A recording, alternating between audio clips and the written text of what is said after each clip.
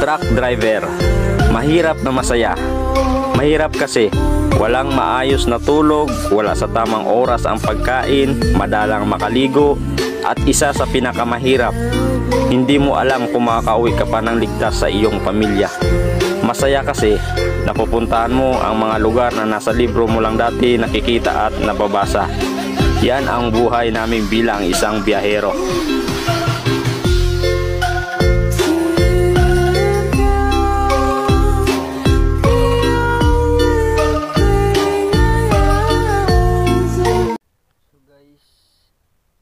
Balis na pala yung barko, mamaya pa alas 2 o sakay.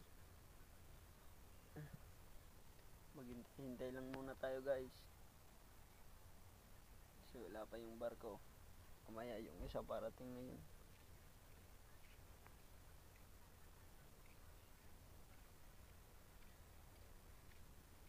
Shoutout guys, baka naman follow and share.